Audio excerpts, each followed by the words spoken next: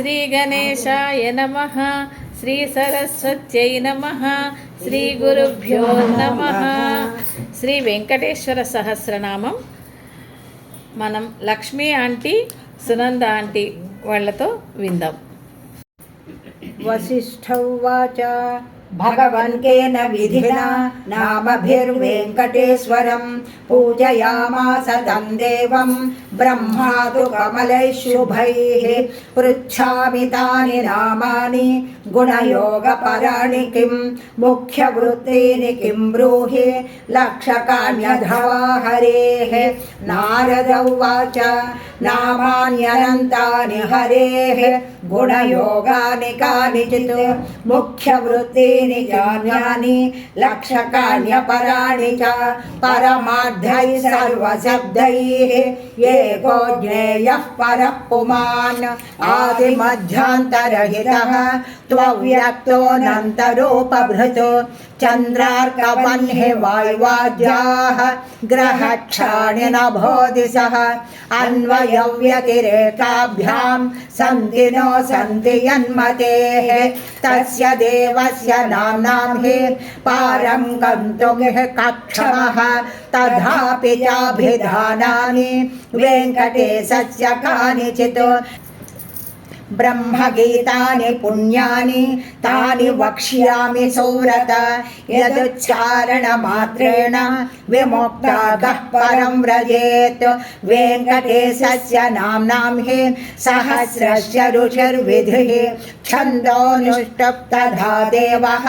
श्रीवत्साङ्को रमापतिः बीजभूतस्तधोङ्कारो ह्रीं क्लीं शक्तिश्च कीलकम्. ॐ नमो वेङ्कटेशायेत्यादिर्मन्त्रोऽत्र कथ्यते ब्रह्माण्डगर्भः कवचम् अस्त्रं चक्रगदाधरः विनियोगोऽभीष्टसिद्धौ हृदयं सामगायनः ध्यानं भास्वच्चन्द्रमसौ यदीयनयने भार्या यदीया रमा यस्माद्विश्वशृडभ्य भोज्यमिकुलं यज्ञानयुक्तं सदा नाधो यो जगतां नगेन्द्रदुहितुर्नाधोऽपि यद्भक्तिमान् तातो यो मदनस्य यो दुरितः तं वेङ्कटेशं भजे. ऊर्ध्वौ हस्तौ यदीयौ सुररिपुदलने बिभ्रतौ शङ्खचक्रे सेव्या वह्नि स्वकीयावभिदधरो दक्षिणो यस्य पाणिः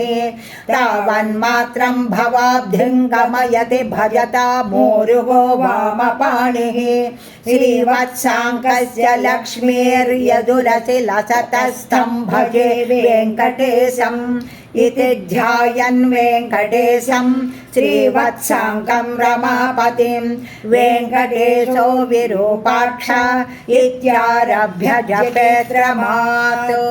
वेङ्कटेशो विरूपाक्षो विश्वेशो विश्वभावनः विश्वसृड्विश्वसंहर्ता विश्वप्राणो विराड्वपुः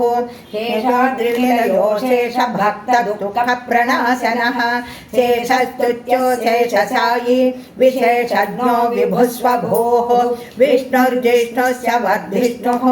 उत्सहिष्णुः सहिष्णुकः भ्राजिष्णुश्च ग्रहिष्णुश्च वत्तिष्णुश्च भरिष्णुकः कालयन्ता कालगोप्ता कालः कालान्तकोऽखिलः कालगम्यः कालकण्ठवन्द्यः कालकलेश्वरः शम्भुः स्वयम्भोरम्भोजनाभिस्तम्भितवारिधिः अम्बोधिनन्दिनी जानिः श्रोणाम्भोजपदप्रभः कम्बुग्रीवस्यम्बरारिरूपस्यम्बरजेक्षणः बिम्बाधरो बिम्बरूपी प्रतिबिम्बक्रियातिकः गुणवान् गुणगम्यश्च गुणातीतो गुणप्रियः दुर्गुणध्वंसकृः सर्वसुगुणो गुणभासकः कलेशः परमात्मा च परं ज्योतिः परागतिः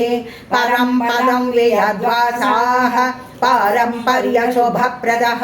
ब्रह्माण्डगर्भो ब्रह्मण्यो ब्रह्मश्रुड्ब्रह्मबोधितः ब्रह्मच्युतो ब्रह्मवादी ब्रह्मचर्यपरायणः सत्यव्रताढ्यसन्तुष्टः सत्यरूपी झषाङ्गवान् सोमकप्राणहारी च नीताम्नायोऽब्धिसञ्चरः देवासुरवरस्तुत्यः पतन्मन्दरधारकः धन्वन्तरिक्कच्छपाङ्गः पयोनिधिविमन्धकः अमरामृतसन्धाता धृतसम्मोहिनी वपुः हरमोहकमायावी रक्षसन्दोहभञ्जनः हिरण्याक्षविदारी च यज्ञो यज्ञविभावनः यज्ञीयोर्वी समुद्धत्ता लीलाक्रोडप्रतापवान् दण्डकासुरविध्वंसी वक्रदंशक्षमाधरः गन्धर्वशापहरणः पुण्यगन्धो विचक्षणः करालवक्रशोमार्कनेत्रः षड्गुणवैभवः श्वेतभोणे घोर्नितभ्रूः घुर्घुरध्वनिविभ्रमः द्राघ्रीयान्नीलकेशी च व्याघ्रदम्बुजलोचनः घृणावान् घृणिसम्मोहो महाकालाग्निधिधिः ज्वालाकरालवदनो महोल्काकुलवीक्षणः सटा निर्भिन्नमेघौघो दंशारुव्याप्तदिक्टटः उच्छ्वासाकृष्टभूषेशो निःश्वासचक्रविश्वश्रुतो अन्तर्भ्रमज्जगद्गर्भोऽनन्तो ब्रह्मकपालवृतो उग्रो वीरो महाविष्णुः ज्वलनः सर्वतोमुखः नृसिंहो भीषणो भद्रो मृत्युः सनातनः सभास्तम्भोद्भवो भीमः शिरोमाली महेश्वरः द्वादशादित्यचूडालः कल्पधूमसटाक्षविः हिरण्यकोरस्थलभिन्नकः सिंहमुखो नगः प्रह्लादवरदो धीमान् भक्तसङ्घप्रतिष्ठितः ब्रह्मरुद्रादिसंसेव्यः सिद्धसाध्यप्रपूजितः लक्ष्मीनृसिंहो देवेशो ज्वालाजिह्वान्त्रमालिकः खड्गी खेटी महेश्वासी कपाली मुसली हली पासी शूली महाबाहुः ज्वरघ्नो रोगलुण्ठकः मौञ्जी योक्षात्रको दण्डी कृष्णाजिनधरो वटुः अधीतवेदो वेदान्तोद्धारको ब्रह्मनैषिकः अहीनशयनप्रीतः आदितेयो नभो हरिः संवृत्प्रियः सामवेद्यो बलिवेश्म प्रतिष्ठितः बलिक्षालितपादाब्जो विञ्झाबलिविमानितः त्रिपादभूमिः स्वीकर्ता विश्वरूपप्रदर्शकः धृतत्रिविक्रमस्वाङ्घ्रिनखभिन्नाण्डकर्परः पज्जातवाहिनीधारा पवित्रितजगत्त्रयः विधिसम्मानितः पुण्यो दैत्ययोद्धाजयोर्जितः सुरराज्यप्रदः शुक्रमदहृत्सुगतीश्वरः जामदग्न्यः कुठारी च कार्तवीर्यविदारणः रेणुकायाः शिरोहारी दुष्टक्षत्रियमर्दनः वक्षस्वेदानशीलस्य धनुष्मान् ब्रह्मवित्तमः अच्युदग्रस्य मग्रस्य न्यग्रोधो दुष्टनिग्रहः रघुवंशसमुद्भूतो राघवो भरताग्रजः कौसल्यातनयो रामो विश्वामित्रप्रियङ्करः ताटकारिसुबाहुघ्नो बलातिबलमन्त्रवान् अहल्याशापविच्छेदि प्रविष्टजनकालयः स्वयंवरसभा संस्थः ईशचापप्रभञ्जनः जानकी परिणेता च जनकाधीशसंस्तुतः जमदग्नितनूजातयोद्धा योज्याधिपाग्रणीः पितृवाक्यप्रतिपालः चक्तराज्यः स लक्ष्मणः सतीतच्चित्रकूटस्थो भरताहितराजकः काकदर्पप्रहर्ता च दण्डकारण्यवासकः पञ्चवट्यां विहारी च स्वधर्मपरिपोषकः विराधः मुख्यमुनिसम्मानितः पुमान् इन्द्रचापधर खड्गधर चाक्षयसायकः खरान्तको दूषणारिः त्रिशिरस्करिपुर्वृषः ततः शूर्पणखा साक्षात्ता वल्कलधारकः जटावान् पन्नशालास्थो मारीचबलमर्दकः पक्षिराकृतसंवादो रवितेजा महाबलः शबर्यानीतफलभुक् हनुमत्परितोषितः सुग्रीवाभयदो दैत्यकायक्षेपणभासुरः सप्ततालसमुच्छेत्ता वालिहृत्कपिसंवृतः वायुसूनुकृता सेवः चक्तपम्पकुशासनः उदन्वत्तीरगः शूरो विभीषणवरप्रदः सेतुकृद्दैत्यः प्राप्तलङ्कोऽलङ्कारवान् स्वयम् अधिकाय शिरच्छेत्ता कुम्भकर्णविभेदनः दशकण्ठशिरोध्वंसी जाम्बवत् प्रमुखावृतः जानकी सत्सुराध्यक्षः साकेते सत्पुरातनः पुण्यश्लोको वेदवेद्यः स्वामी तीर्थनिवासकः लक्ष्मीसरः केलिलोलो लक्ष्मीशो लोकरक्षकः देवकी गर्भसम्भूतो यशोदेक्षणलालितः वसुदेवकृतस्तोत्रो नन्दगोपमनोहरः चतुर्भुजः कोमलाङ्गो गदावान्नीलकुन्तलः पूतना प्राणसंहर्ता तृणावर्तविनाशनः गर्गारोपितनामाङ्को वासुदेवो ह्यधोक्षजः गोपिकास्तन्यपायी च बलभद्रानुजोच्युतः वैयाघ्रनखभूषश्च वत्सजिद्वत्सवर्धनः क्षीरसारासनरतो दधिभाण्डप्रमर्दनः नवनीतापहर्ता च नीलनीरदभासुरः आभीरदृष्टदौर्जन्यो नीलपद्मनिभाननः मातृदर्शितविश्वासः उलूखलनिबन्धनः नलकूबरशापान्तो गोधूलिच्छुरिताङ्गकः गोसङ्घरक्षकः श्रीशो बृन्दारण्यनिवासकः वत्सान्तको भगद्वेषी दैत्याम्बुदमहानिलः महाजगरचण्डाग्निः शकटप्राणकण्टकः इन्द्रसेव्यः पुण्यगात्रः करजिच्छण्डदीधितिः तालपक्वफलासी च काळीयफणिदर्पः नागपत्नीस्तुतिप्रीतः प्रलम्बासुरखण्डनः दावाग्निबलसंहारी फलाहारी गदाग्रजः गोपाङ्गनाचेलचोरः पाधोलीलाविशारदः वंशगानप्रवीणश्च गोपीहस्ताम्बुजार्चितः मुनिपत्न्याहृताहारो मुनिश्रेष्ठो मुनिप्रियः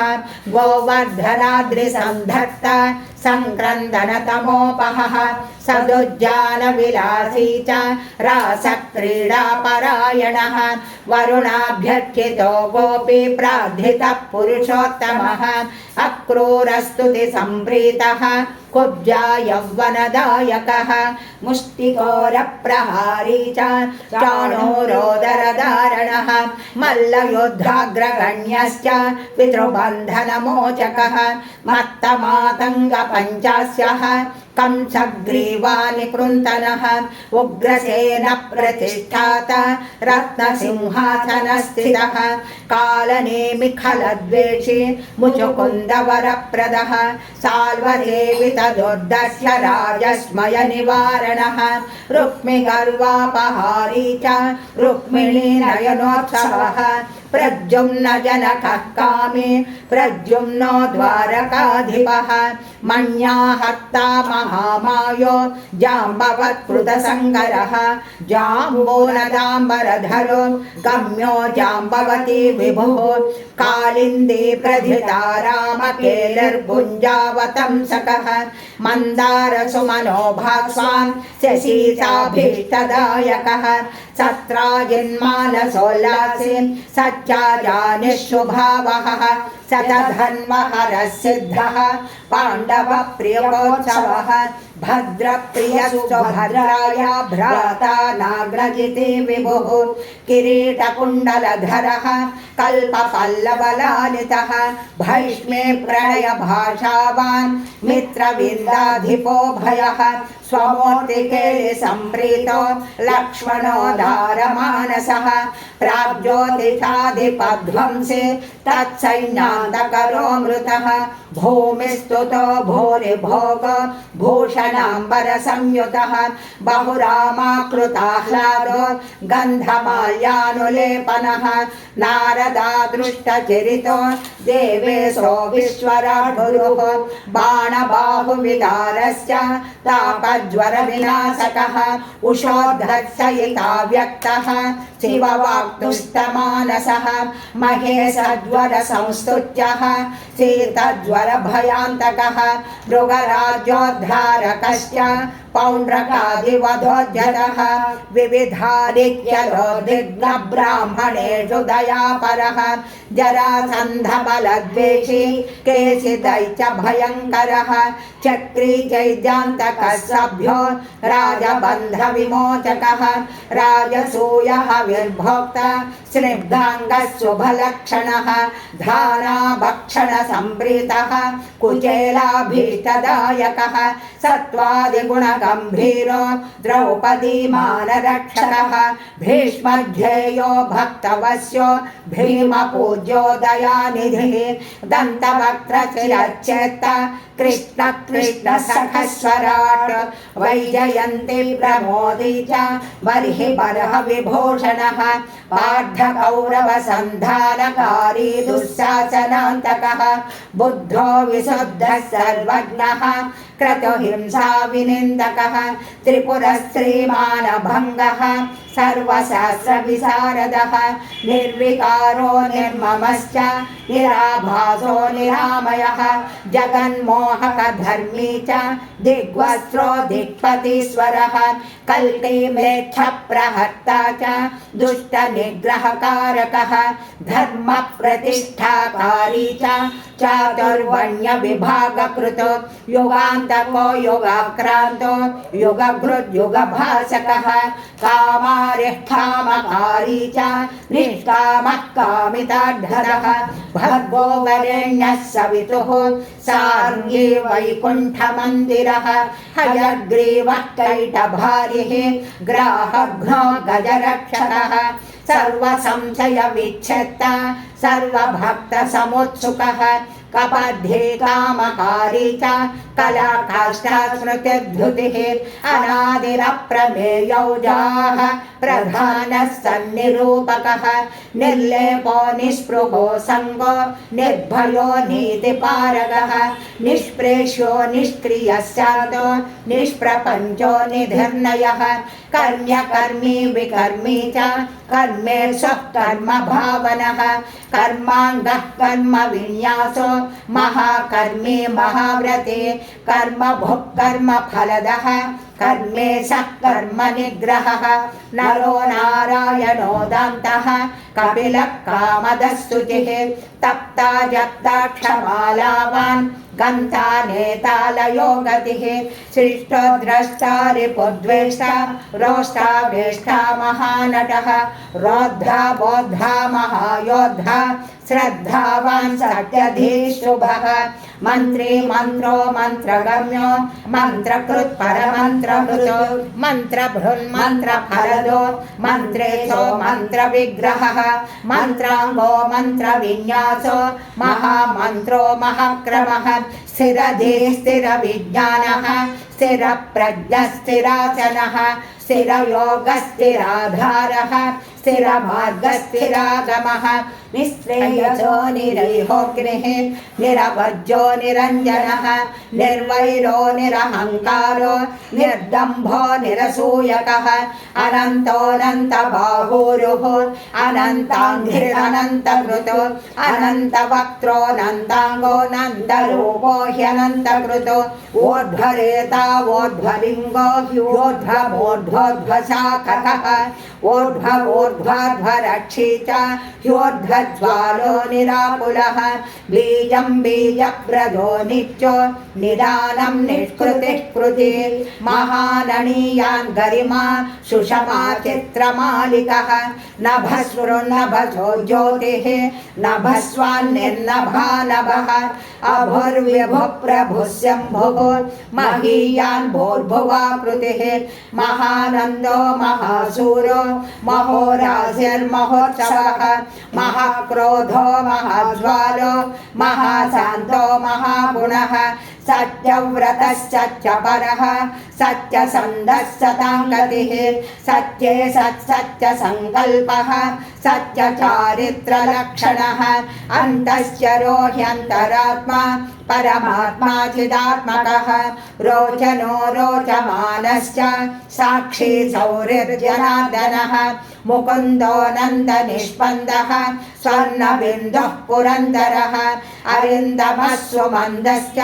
कुन्दमन्दारः सवान् स्यन्दनारूढचण्डाङ्गो ह्यानन्दी नन्दनन्दनः अनसूयानन्दनोत्रिनेत्रानन्दः सुनन्दवान् शङ्खवान् पङ्कजकरः कुङ्कुमाङ्को जयाङ्कुशः अम्भोजमकरन्दाढ्यो निष्पङ्को गरुपङ्गिलः इन्द्रश्चन्द्ररथश्चन्द्रोतिचन्द्रश्चन्द्रभासकः उपेन्द्र इन्द्रराजश्च वागेन्द्रश्चन्द्रलोचनः प्रत्यक्पराक्परं धाम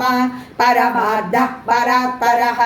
अपारवाक्पारगामी पारावारः परावरः सहस्वानर्धदाता च सहनः साहसी जये तेजस्वी वायुविशिखे तपस्वी तापसोत्तमः ऐश्वर्योद्भूति कृद्भूतिः ऐश्वर्याङ्गकलापवान् अम्भोधिसायी भगवान् सर्वज्ञः सामपारगः महायोगी महाधीरो महाभोगी महाप्रभुः महावीरो महातुष्टिः महापुष्टिर्महागुणः महादेवो महाबाहुः महाधर्मो महेश्वरः समीपगो दूरगामी स्वर्गमार्गनिरर्गलः नवो नगधरो नागो नागेशो नागपालकः हिरण्मयस्वर्णरेता हिरण्यास्यर्हिरण्यदः गुणगण्यश्चरण्यश्च पुण्यकीर्तिः पुराणगः जन्यभुजन्यसन्नद्धो दिव्यपञ्चायुधो वसि दौर्जन्यभङ्गः पर्जन्यः सौजन्यनिलयोलयः जलन्धरान्तको भस्मदैत्यनाशी महामनाः श्रेष्ठश्रविष्टो द्राघिष्टो गरिष्ठो गरुडध्वजः ज्येष्ठो द्रढिष्ठो वर्षिष्ठो दाध्रीयान् प्रणवपणे सम्प्रदायकरस्वामी सुरेशो माधवो मधुः निन्निमेषो विधर्वेधा बलवान् जीवनं बले स्मर्ता श्रोता विकर्ता च ध्याता नेता समो समः होता पोता महावक्ता रन्ता मन्ता खलान्तकः दाता ग्राहयिता माता नियन्तानन्त वैभवः गोप्ता गोपयिता हन्ता धर्मजागरिता धवः कर्ता क्षेत्रकर क्षेत्रप्रद क्षेत्रज्ञ आत्मविदो क्षेत्री क्षेत्रहर क्षेत्रप्रिय क्षेमकरो मरुतो भक्तिप्रदो मुक्तिदायी शक्तिदो युक्तिदायकः शक्तियुन्मुक्तिकः स्रग्वी सूक्तिराम्नाय सूक्तिकः धनञ्जयो धनाध्यक्षो धनिको धनदाधिपः महाधनो महामानी दुर्योधनविमानितः रत्नाकरो रत्नरोचि रत्नगर्भाश्रयच्छुचिः रत्नसानुनिधिर्मौलि रत्नभारत्नकङ्कणः अन्तर्लक्षोऽन्तरभ्यासे चान्तर्ध्येयोचितासनः अन्तरङ्गोदयावांश ह्यन्तर्मायो महानवः सरससिद्धरसिकः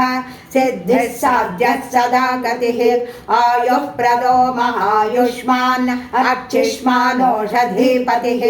अष्टश्रीरष्टभागोष्टककुव्याप्तयशो व्रति अष्टापदसुवर्णाभो षष्टमूर्तिस्त्रिमूर्तिमान् अस्वप्नस्वप्रगस्वप्नः सुस्वप्नफलदायकः दुःस्वप्नध्वंसको ध्वस्तदुर्निमित्तः शिवङ्करः सुवर्णवर्णसम्भाव्यो वर्णितो वर्णसम्मुखः सुवर्णमुखरीतिरसिवज्जातपदाम्बुजः दाक्षायणे वचस्तुष्टो दुर्वासो दृष्टिगोचरः अम्बरीषव्रतप्रीतो महाकृत्तिविभञ्जनः महाभिचारकध्वंसी कालसर्पभयान्तकः सुदर्शनः कालमेघश्यामः श्रीमन्त्रभावितः हेमाम्बुजसरस्नायी श्रीमनोभाविताकृतिः श्रीप्रदद्दाम्बुजस्रग्वी श्रीकेणिश्रीनिधिर्भवः श्रीप्रदो वामनो लक्ष्मीनायकश्च चतुर्भुजः सन्तृप्तस्तर्पितश्रीर्धस्नातृसौख्यप्रदर्शकः अगस्त्यच्युतिसंहृष्टो दर्शिताव्यक्तभावनः कपिलाख्यः कपिलवान् सुस्नाताघविपाटनः वृषा कपिस्वामी मनोऽन्तस्थितविग्रहः वह्निः प्रियोर्धसम्भाव्यो जनलोकविदायकः वह्निः प्रभो वह्नितेजाः शुभाभीष्टप्रदोयमे वारुणक्षेत्रनिलयो वरुणो वारणार्चितः वायुस्थानकृतावासो वायुगो वायुसंवृतः यमान्तकोऽभिजननो यमलोकनिवारणः यमिनामग्रगण्यस्य संयमी यमभावितः इन्द्रोध्यानसमीपस्थः इन्द्रदृक्विषयप्रभुः यक्षराक्षरजीवासो यक्षय्यनिधिकोशकृतो स्वामी तीर्थकृतावासः स्वामी ध्येयोषधोक्षजः वराहाज्येष्ठतीर्थाभिषेविताङ्घ्रितरोरुहः पाण्डुतीर्थाभिषिक्ताङ्गो युधिष्ठिरवरप्रदः भीमान्तःकरणारूढः श्वेतवाहनसख्यवान् नकुलाभयदो माद्री सहदेवाभिवन्दितः कृष्णाशपदसन्धाता कुन्ती स्तुतिरथोदमे नारदादिमुनिस्तुत्यो नित्यकर्मपरायणः दर्शिता व्यक्तरूपस्य वीणानादप्रमोदितः षट्कोटितीर्थचर्यावान् देवतीर्थकृताश्रमः बिल्वामलजलस्नायी सरस्वत्यम्बुसेवितः तुम्बुरूदकसंस्पर्शजनचित्ततमोपहः मत्स्यवामनकूर्मादितीर्थराजः पुराणभृदो चक्रध्येयपदाम्भोजः शङ्खपूजितपादुकः रामतीर्थविहारी च बलभद्रप्रतिष्ठितः जामदग्नशरतीर्थजलसेचनतर्पितः पापापहारी कीलालसुस्नाताघविनाशनः नभो गङ्गाभिषिक्तस्य नागतीर्थाभिषेकवान् कुमारधारातीर्थस्थो वटुवेषः सुमेखलः वृद्धस्य सुकुमारत्वप्रदः सौन्दर्यवान् सुखी प्रियं वदो महाकुक्षिः इक्ष्वाकुकुलनन्दनः नीलकोक्षीरधारा भोः वराहाचलनायकः भरद्वाजप्रतिष्ठावान् बृहस्पतिविभावितः अञ्जनाकृतपूजावान् आञ्जनेयकरार्चितः अञ्जनाद्रिनिवासश्च मुञ्जकेशः पुरन्दरः किन्नरद्वयसम्बन्धि बन्धमोक्षप्रदायकः वैखानसमखारम्भो वृषज्ञेयो वृषाचलः वृषकायप्रभेता च क्रीडनाचारसम्भ्रमः सौवर्चलेयविन्यस्तराज्यो नारायणप्रियः दुर्मेधो भञ्जकप्राज्ञो ब्रह्मोत्सवमहोत्सुकः भद्रासुरशिरच्छेता भद्रक्षेत्री सुभद्रवान् मृगया क्षीणसन्नाहः शङ्खराजन्यतुष्टितः स्थाणुस्थो वैनतेयाङ्गभावितो ह्यशरीरवान् भोगेन्द्र भोगसंस्थानो ब्रह्मादिगणसेवितः सहस्रार्कच्छटाभास्वद्विमानां तस्थितो गुणे विश्वक्सेनकृतस्तोत्रः सनन्दनपरिवृतः जाह्नव्यादिनदीसेव्यः सुरेशाद्यभिवन्दितः सुराङ्गनानुच्चपरो गन्धर्वोद्गायनप्रियः राकेन्दुसङ्काशनखः कोमलाङ्घ्रिसरोरुहः कच्छपप्रपदकुन्दगुल्फकस्वच्छकूर्परः मेदुरस्वर्णवस्त्राढ्यकटिदेशस्थमेखलः प्रोल्लसच्छुरिकाभास्वत्कटिदेशशुभङ्करः अनन्तपद्मजस्दाननाभिर्मौक्तिकमालिकः मन्दारचाम्पेयमाली रत्नाभरणसंवृतः लम्बयज्ञोपवीति च चन्द्रश्रीखण्डलेपवान् वरदो भयदच्चक्रे शङ्खे कौस्तुभदीप्तिमान् श्रीवत्साङ्कितवक्षस्वो लक्ष्मीसंसृतहृत्तटः नीलोत्पलनिभाकारः सोणाम्भोजसमाननः कोटिमन्मथलावण्यः चन्द्रिकास्मितपूरितः सुधा स्वच्छोद्रपुण्ड्रश्च कस्तूरीतिलकाङ्कितः पुण्डरीकेक्षणस्वच्छो मौलिशोभाविराजितः पद्मस्तः पद्मनाभस्य सोममण्डलगो बुधः वह्निमण्डलगः सूर्यः सूर्यमण्डलसंस्थितः श्रीपतिर्भूमिजानिस्य विमलाद्यभिसंवृतः जगत्कुटुम्बजनिता रक्षकः कामितप्रदः अवस्थात्रययन्ता च विश्वतेजस्वरूपवान् ज्ञप्तिर्ज्ञेयो ज्ञानगम्यो ज्ञानातीतः सुरातिकः ब्रह्माण्डान्तर्बहिर्व्याप्तो वेङ्कटाद्रिगदाधरः श्रीवेङ्कटाद्रिगदाधर ओं नमः इति। एवं श्रीवेङ्कटेशस्य कीर्तितं परमाद्भुतं नाम्नां सहस्रं संसाव्यं पवित्रं पुण्यवर्धनं श्रवणात् सर्वदोषघ्नं रोगघ्नं मृत्युनाशनं दारिद्र्यभेदनं धर्म्यं सर्वैश्वर्यफलप्रदं कालाहिविषविच्छेदे ज्वरापस्मारभञ्जनं विद्याभिलाषी विद्यावान् धनार्धी धनवान् भवेत् अनन्तकल्पजीवी स्यात् आयुष्कामो महायशः पुत्रार्थे सुगुणान् पुत्रान् लभेतायुष्मतस्ततः संग्रामे शत्रुविजयी सभायां प्रतिवादिजितु दिव्यैर्नामभिरेभिस्तु तुलसी पूजना सकृतो वैकुण्ठवासी भगवत्सदृशो विष्णुसन्निधौ कल्हारपूजनान्मासात् द्वितीय इव यक्षराट् नीलोत्पलार्चनात् सर्वराजपूज्यः सदा भवेत् हृत्संस्थितैर्नामभिस्तु भूयाद्विषयो हरिः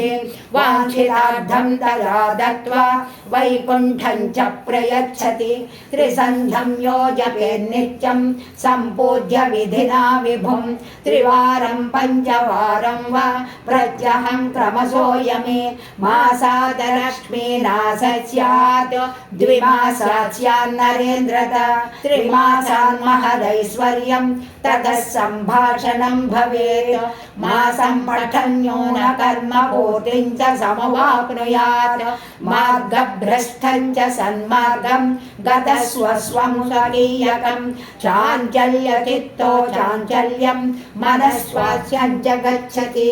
आयुरारोग्यमैश्वर्यं ज्ञानं मोक्षं च विन्दति सर्वान् कामान् वाप्नोति शाश्वतं च पदं तथा सत्यं सत्यं पुनः सत्यं सत्यं सत्यं न संशयः सत्यं सत्यं पुनः सत्यं सत्यं सत्यं न संशयः इति श्रीब्रह्माण्डपुराणे वसिष्ठनारदसंवादे श्रीवेङ्कटाचलमाहात्म्ये श्रीवेङ्कटेशसहस्रनामस्तोत्रं सम्पूर्णम् हरिः ओम्।